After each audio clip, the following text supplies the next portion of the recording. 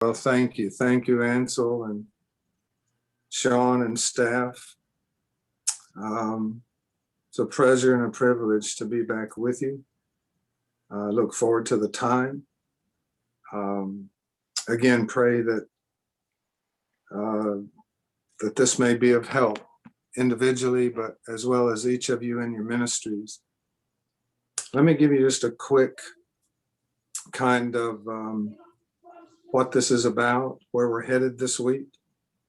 And again, because we have, generally speaking, 90 minutes each day. I'm sorry, tomorrow I have a doctor appointment that I cannot get out of, so there won't be a meeting tomorrow. But because of the 90 minutes, we'll be okay. By Friday, we'll be okay. This is a series that was birthed out of a very difficult time in my life where the Lord intervened. I call it healing of the fractured soul.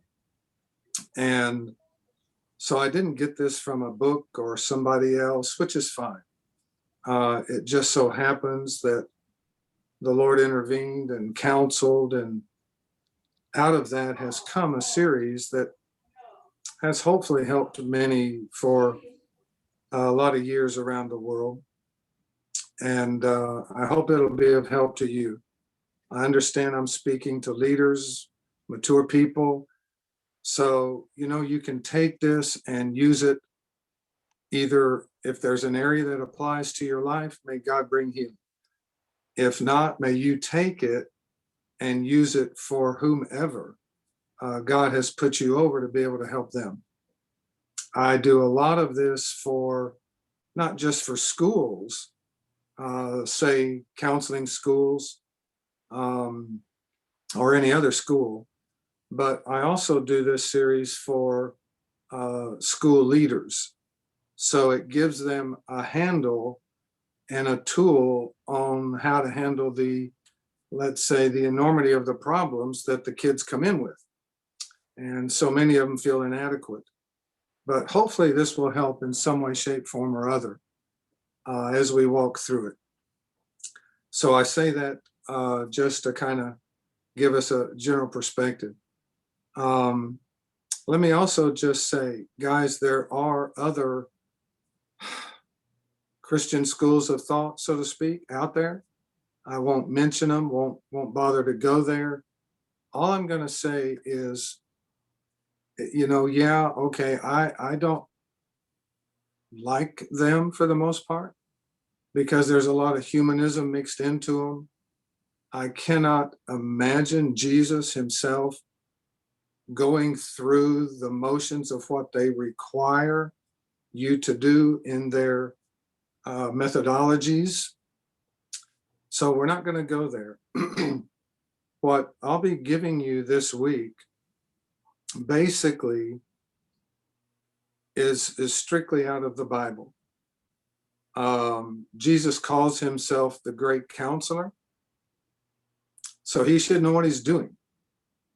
And people can say, oh yeah, but Theophostic helped me, or so helped me, or Reformed helped me. And it's like, you know what? I have a very simple answer for that. It's called Amazing Grace, which means it had nothing to do with the methodology. It had to do with that God is a father and loves the children, and he helped you in spite of the methodology. This is going to be strictly Bible. Everything that I say can be proven in the Bible. And we are going to dive in, and I hope this will be of help to you. The foundational verse is Proverbs 18 and verse 14. And so I'll read these to you so you don't have to look them up. I will get there sooner or later. But in Proverbs 18 and verse 14, a man's spirit will endure sickness, but a wounded, broken spirit, who can bear that? All right. This is quite insightful because basically here we're seeing a couple things. One is God made your spirit capable of handling sickness. I mean, as bad as that can get, God says, yet a man's spirit will endure through sickness. But now notice, but if your spirit is wounded or broken, who can carry that? Who can bear that? So this is quite revelational to me in the sense of, if our spirit has been hurt, wounded, broken, God didn't make us capable of carrying it. Well, then what's the deal? What's the consequences? Well, the consequences are you've got 99% of the people around the world, Christian or not, whose spirit has been wounded. I don't know of anybody who hasn't, from everything from A to Z. And God said, I didn't make you capable of carrying it. I didn't make you capable of handling it. So what we've got are good people and or lost people trying to do something God said, I didn't make you capable of doing. Well, that kind of is revelation. And it's like, well, okay, then how do we? And so what we're going to do in this series is expose what God in the Bible mentions 6 specific areas of wounded spirit. So if this is sufficient for the Lord, it's sufficient for me. I don't go have to diving off into this theory, dive off into that theory, spend 5 hours in some kind of semi-meditation state in order to take Jesus by the hand and drift back into my mother's womb, and all of that, what I call pure unadulterated hogwash.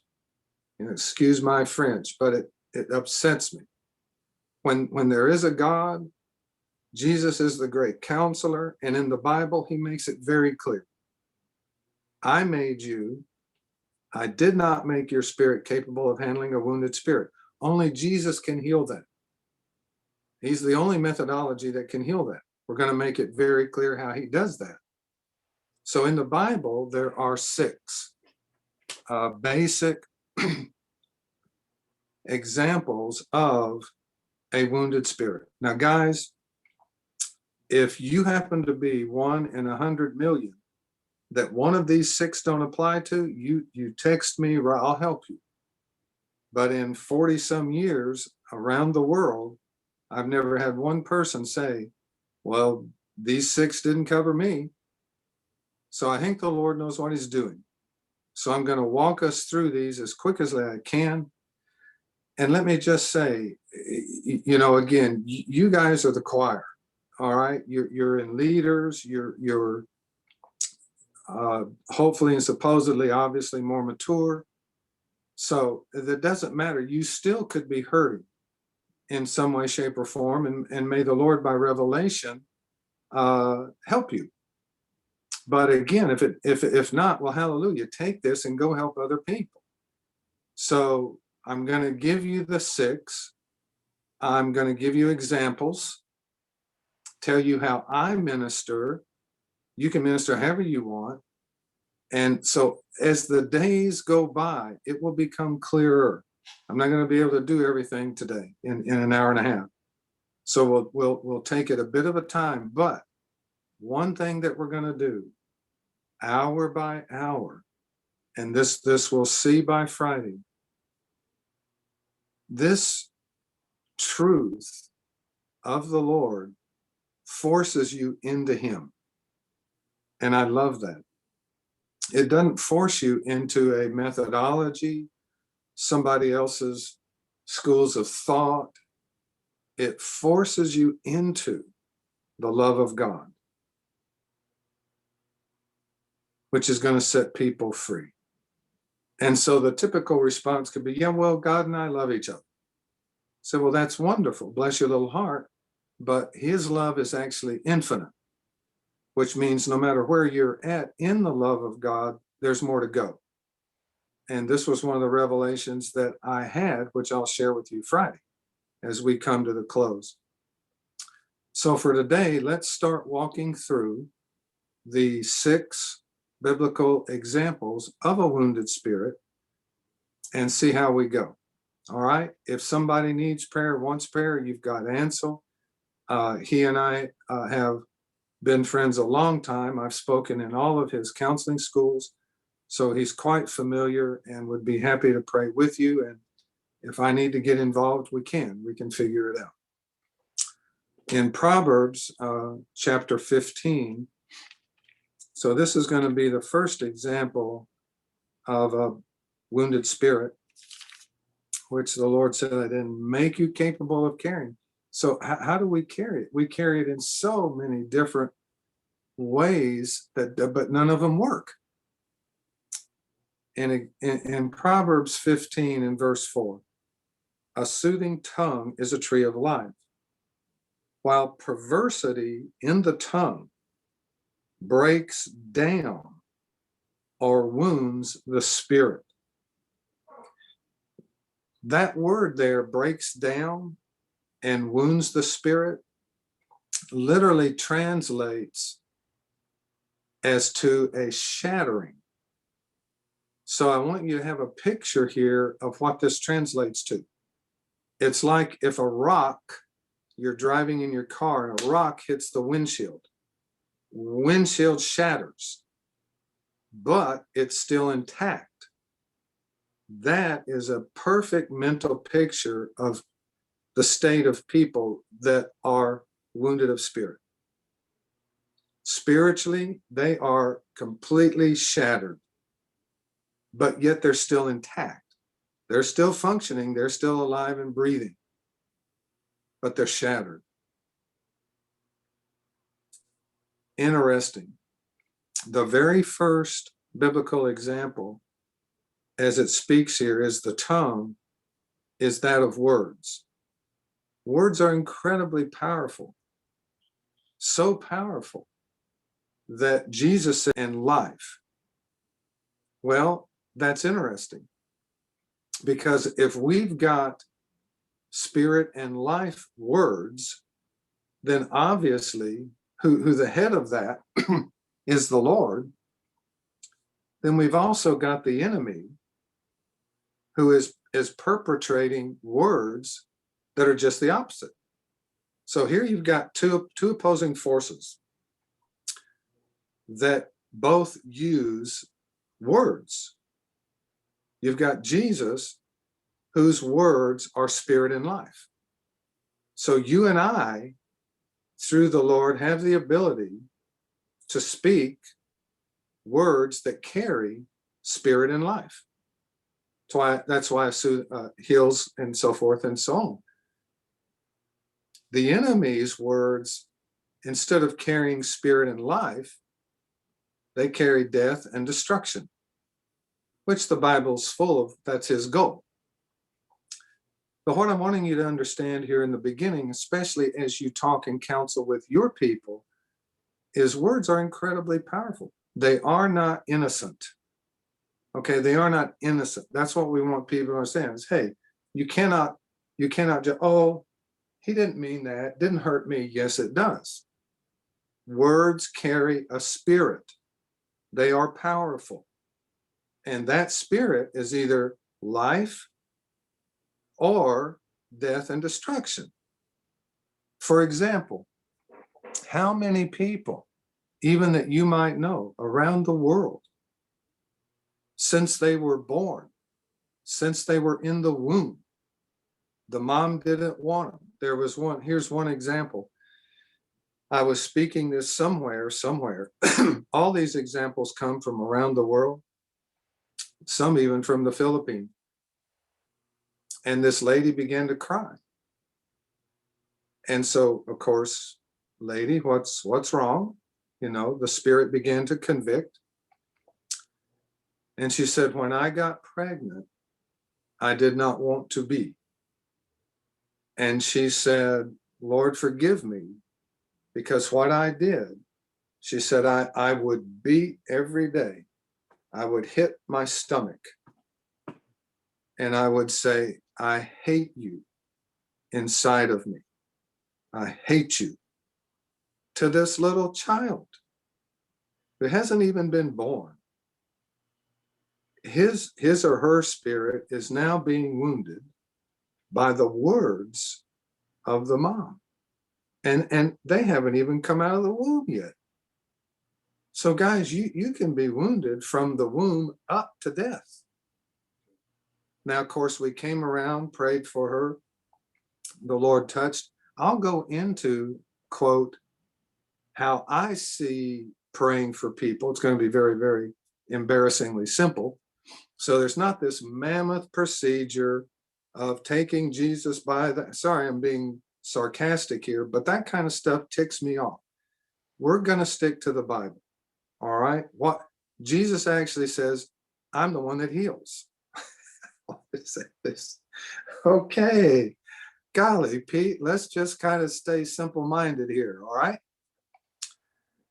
Let me give you another example. How many people have been told you are worthless by mom or dad or both, or by any authority figure, from a pastor to a boss to a who, Lord only knows, a school teacher? Hey, I was embarrassed once publicly by a school teacher. It was 12th grade, and I was barely, maybe, hopefully passing.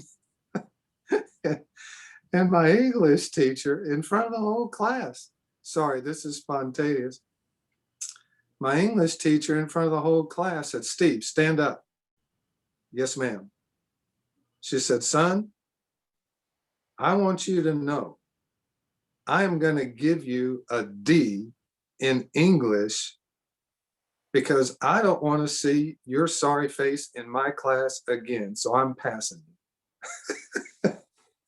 And I was like, hallelujah, I don't want to see you again either, Anyway, how many have been told, mom and dads, you're not wanted. You are a mistake. We didn't want you. You're never going to amount to anything. You are unwanted. You are an accident. These kinds of words spoken into the spirit of a little child or a teenager are devastating. They will literally spend the rest of their life trying to prove that word wrong. And they can't. They can't. They could become a successful billionaire. Their spirit will still be wounded. And like the Lord said, I didn't make you capable of handling. So you can become successful. You can become all these things. But boy, if the Spirit of the Lord hits that wound, or the enemy hits that wound, it will devastate. I remember another story. This girl stood up and, of course, began to cry. And she said, my father always wanted a son. Now, this is a, 20-year-old young lady? And she said, to this day, my father introduces me as his son. God, yeah. I mean, it's hard to wrap your mind around some of the idiocy that goes on. So we prayed for her. The Lord touched, healed her. Another story. But the power of words. It's what I want you to grasp. This girl stood up. This was in, I don't remember where it was. Anyway, she stood up and she said, we lived in a high rise, like New York City. Maybe it was in New York. I don't know. And she said, one evening, my older sister came up to my room and she said, Mom and Dad are having financial trouble. And she said, there is something you can do to help out the family. So this young girl is like, okay, what can I do? And the older sister said, you could commit suicide, to the younger sister. So if you will just go out here and jump off the balcony, you will help out the family. Now, those words so hurt this little spirit. To cut the story short, she couldn't handle it. Well, Lord have mercy. The Bible says that. A wounded spirit, I did not make you capable of handling. So how did she handle it? What's wrong with me? Why would that? What did I do? Why is this? What's wrong with me? I'm, and the next thing you know, she's in front of every psychologist, every psychiatrist, and Lord only knows what they're going to tell you. Okay, I've studied that stuff. There isn't one bit of it worth spit. And so next thing you know, they're convincing her that she's mentally ill, and all they want to do is live on drugs the rest of her life. So now she's standing up in class, and it breaks my heart. I mean, I could almost cry now. She says, Steve, do you think I'm mentally ill? And I said, dear lady, you're no more mentally ill than I am, and I'm not. And I said, what you did not understand are those words carry a spiritual source. It's either life or death. And the enemy used those words to try and devastate you. He's devastated you enough by what you've already been through. But no, you're not mentally ill. Your spirit was wounded. And you were overwhelmed beyond what you could handle or control. Her father, to make it worse, he would come up to her room, walk with her out onto the balcony, take her by the shoulders, push her out over the balcony, hold her, pull her back, and walk out of the room. Never a word said. I mean, this is torture. Torture. So we came around, we explained to her about words and the power, and that she's not mentally ill, and that Jesus can heal. And he set her free. I remember another story. This young Japanese boy stood up. This was in Switzerland. And he began to cry, and he said, I see it now, I see it. He said, all my life, my father has called me worthless and stupid, and that I'll never amount to anything. He said, but now I see it, and there's hope. And yeah, so we prayed, Lord set him free. Another young man stood up, and he said, you know, because I was different. Now, I don't know exactly how he figured that, or I'm just using the words. But you know what? This happens a lot, which I'm going to go into here in just a minute. Why am I so different? Why am I so different? So he's like, why am I so different? So in my high school, he said, I was different. And he said, because of that, in high school, they created, we'll call his name Billy. We'll just say Billy. They created a Hate Billy club.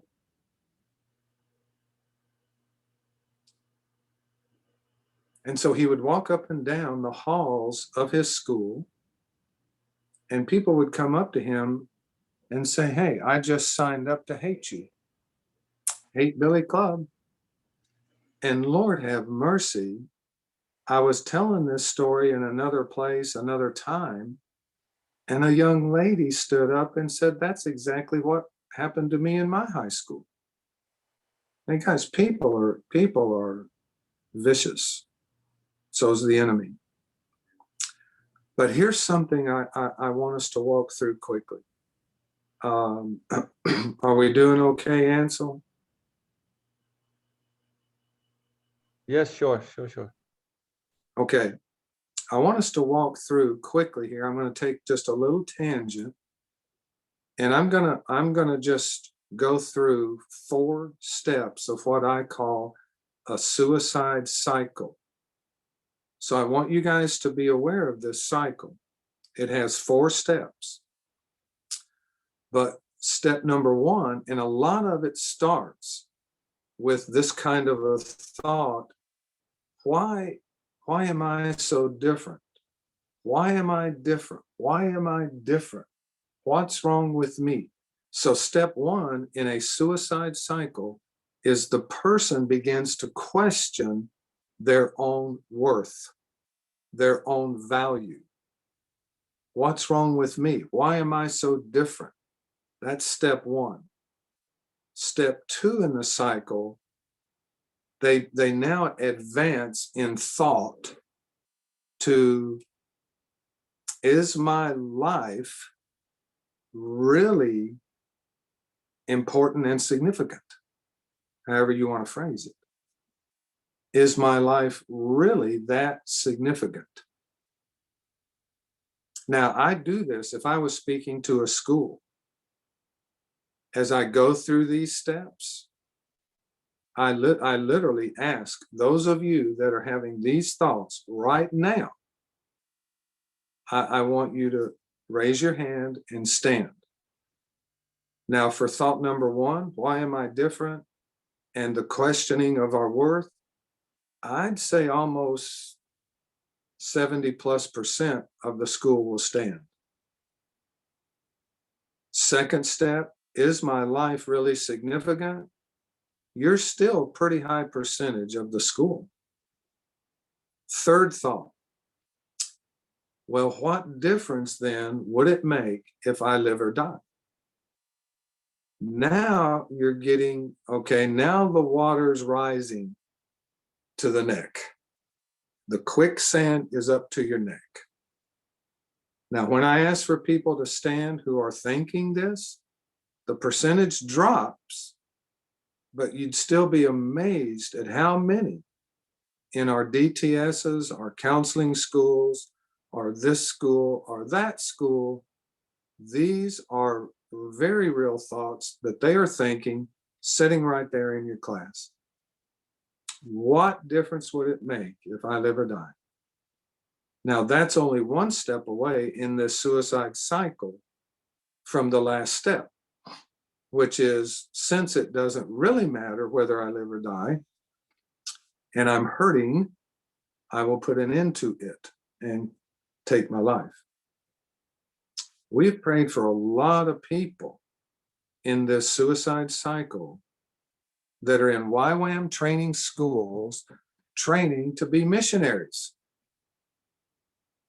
And yet they're full of these thoughts. So we've got to stop this. So this is a little suicide cycle that you can take now and use it and let the Lord anoint and convict and expose these thoughts that people are not taking that seriously until they get down to steps 3 and 4. If I did this in a YWAM staff conference, there would be people, unless they just would not respond to the Lord, we would be shocked and amazed at how many would stand that are being inundated by these thoughts. And I promise you, you can trace it back to woundedness in their spirit, some way, shape, form, or other. Promise you. So guys, the number 1 biblical example is that of words. I won't continue with examples. I could share others. You get the point, you get the idea. Words carry an incredible, powerful source, and that is either the source of life, source of death. All right, second biblical example. Now, because I'm not speaking to a school, sometimes I would stop here and say, okay, how many of you are, and I don't make people stand, I don't make people do anything. I would say, how many of you are convicted enough now that you would like to stand in light prayer now before I go on. I sometimes do that, depend on the school, size of school, and the leading of the Lord. With you guys not being a school and being staff, I'm just going to kind of quickly go through these. And like I say, if you need prayer, you've got leaders to go to. And if I can be of any help, they'll call me. Second biblical example, and then we can also take a quick 5-minute break here in just a minute. I'll do this one and then we'll take a quick break. Proverbs 17. This is the second biblical example. Proverbs 17, verse 22.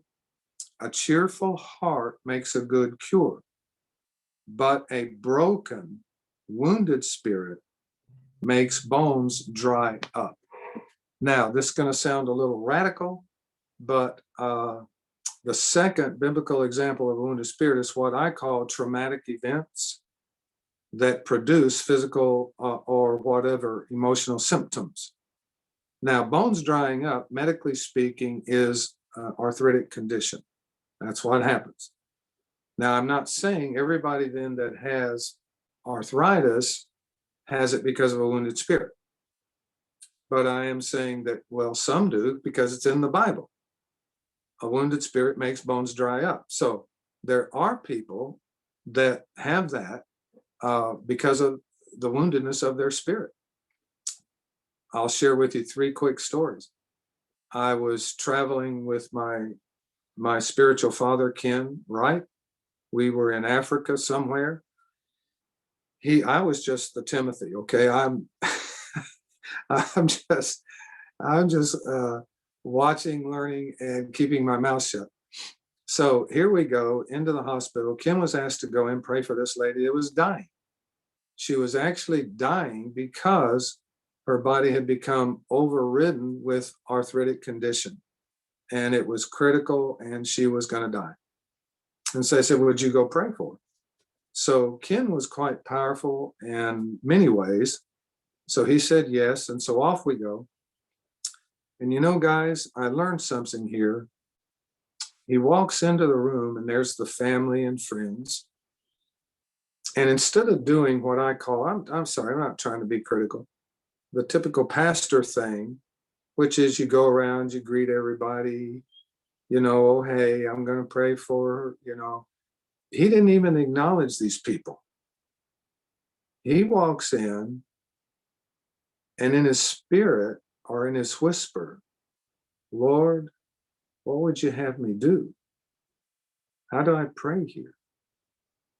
So he ain't paying 2 licks of attention to this room full of people and this lady there in the bed dying. And he's saying, Lord, what do I do? And when he did, the Lord said, Ken, she's in that state because of bitterness, hatred, and resentment towards her own husband.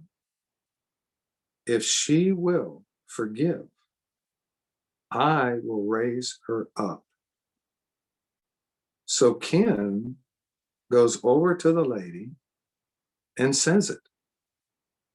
Lady, I know what's going on. If you will, God will heal. And I mean, she went ballistic. I will never, I hate him. I hate him. I hate him till I die. He had that. She just went crazy.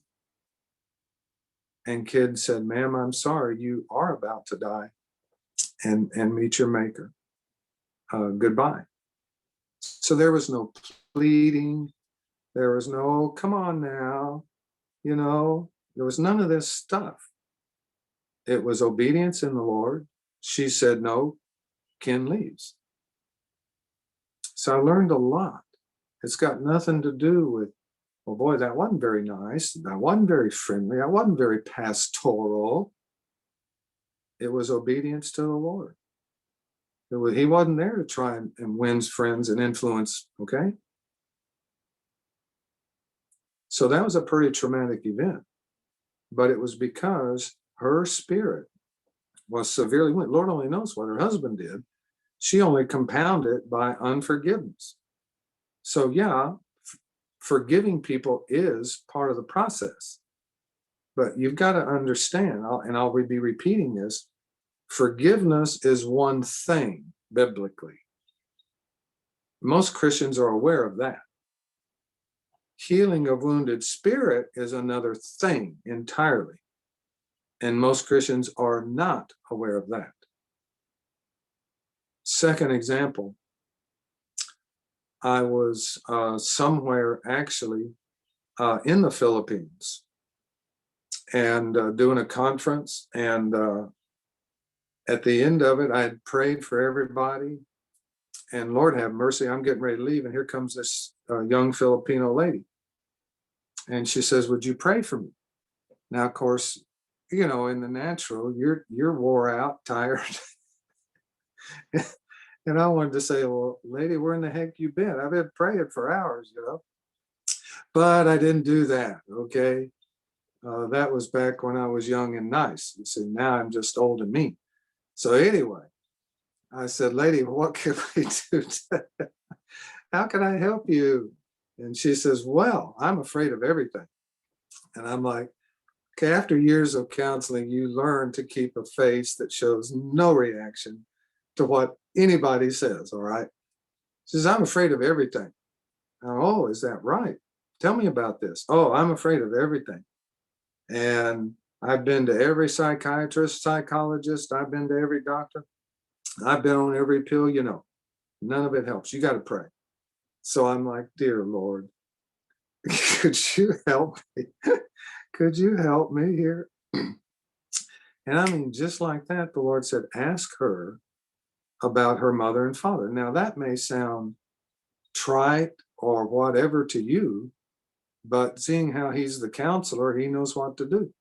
So I said, lady, I said, I'm sorry about all this, but I got a question for you. Tell me about the relationship with your mom and dad. And I mean, here it came. I hate their guts. They're the most worthless two people on God's green earth. They don't deserve to be, I mean, on and on. And this is a Christian conference. I said, well, lady, don't you understand that it's not really biblically very good to hate people? Yeah, but they deserve it. So she wasn't letting go of it. So I said, okay, tell me why you hate them so much. Oh, she said, well, at least, you know, she was being very honest. So I appreciated that. She was naive, but honest. Oh, she says, it's very simple. Ever since I was born as a little child, whenever mom and dad would go away, they would lock me in a closet. That's it. That's it. For how long? Till whenever they came back. I never knew. Now, guys, if you want to put fear in your child, go lock them in a closet for a couple of minutes, let alone hours. And I said, lady, you're not putting two and two together. This is where all the fear, and she saw it. And she said, oh, pray for healing. And I said, I will, but you're going to have to be willing to forgive them to also see the Lord heal your spirit. Now, I don't want to forgive them. I know you don't want to, but if you don't, the Lord isn't going to heal you. So let's let God judge them. And she agreed to that. We prayed and the Lord set her free. Last story. We'll take a break. This lady stood up, middle-aged lady, older. Of course, middle-aged now is getting, sorry. Stood up and she said, my husband was physically abusive. And one day he began beating me to where I thought I was going to die. I made it to the phone. And she said, I called the police. The police got there before I died and pulled him off of me, took him to prison, took me to the hospital. She said, I was literally in the hospital for days healing. I feared for my life. And she said, when I got out of the hospital, I was so afraid to go home because I did not know if he would be there. I didn't know if he was still in prison. I was afraid. And she said, when I got home and I opened the front door, there he was, hanging from the ceiling. He had hung himself. And she broke down and began to cry. It's all my fault. I'm not a good wife. It's all my, I said, lady, hush. I said, that is not true. I'm sorry you married wrong. We're not going to worry about him. He's no longer here. You, for the most part, I can almost promise you, had nothing to do with it. I can simply tell because of your spirit. But through all you went through, wounded your spirit. Do you understand? Do you understand God didn't make you capable of handling it? Don't give me this was my fault and let the enemy put his death on you. All right, we're not going to do that.